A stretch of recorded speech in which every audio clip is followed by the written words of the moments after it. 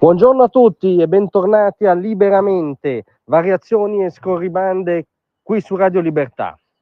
Stamattina vorrei parlare con voi di Mister Distinguo, al secolo Antonio Tajani, ministro degli esteri, nonché leader di Forza Italia, che peraltro ha, come dire, nella sua stagione ha anche contro pronostico mantenuto molto attiva e dinamica Forza Italia, quindi insomma parliamo di un uomo sicuramente capace, ma capace anche molto appunto di esercitarsi nell'arte del distinguo, della postilla, un po' del ma anche veltroniano, per diciamo dare l'idea che Forza Italia è il partito di centrodestra, ma più vicino all'establishment, ma più rassicurante, ma più aderente allo status quo, che tra parentesi ci permettiamo di dire non era esattamente a nostro giudizio lo spirito originario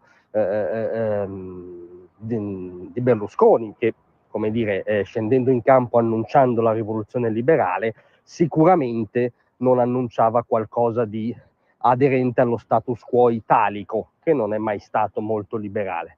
Ma a parte questo, negli ultimi giorni è stato veramente un crescendo di distinguo tajanesi. Anzitutto il ministro degli esteri ci ha tenuto a chiarire nel momento in cui montava la polemicona tra Lega e Quirinale,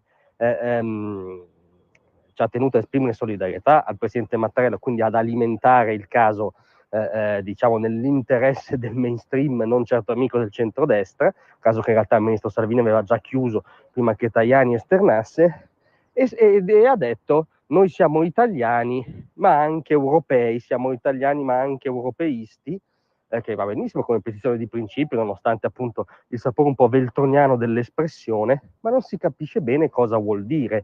Il punto non è essere anti-europei, nessun anti-europeo, sicuramente nessuno qui a Radio Libertà. Il punto è, hai in mente un'Europa dei liberi stati sovrani che collaborano, o hai in mente un'Europa dell'euroburocrazia? Questo è il punto, ma su questo Mister Distinguo è una questione di sostanze, non una postilla, non ha esternato alcunché.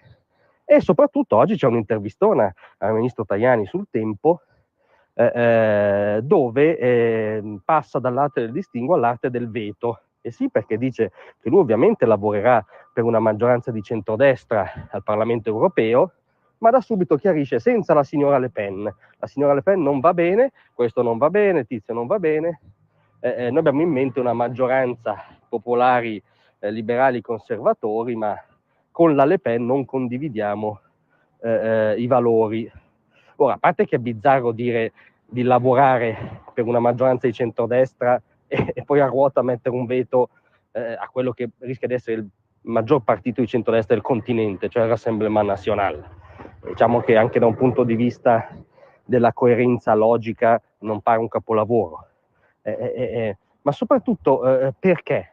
Cioè, cos'è che non si condivide esattamente dell'attuale posizionamento della Le Pen, che se si votasse oggi per l'Eliseo sarebbe la favorita per presiedere la Francia, quindi vuol dire che ha un consenso, come dire, non di 4 sbandati estremisti revanscisti, che peraltro per esempio sull'Ucraina ha espresso parole chiarissime, ha detto che bisogna sostenere la resistenza ucraina e che uno Stato appunto libero e sovrano invaso va difeso, rivendica l'identità cristiana dell'Europa, cosa che fa Tajani anche nella suddetta intervista al Tempo. Quindi non si capisce bene com'è motivato questo veto alla Le Pen, si capisce solo che Tajani vuole sempre ricordare che lui è quello pettinato, è quello per bene, è quello che non dà fastidio.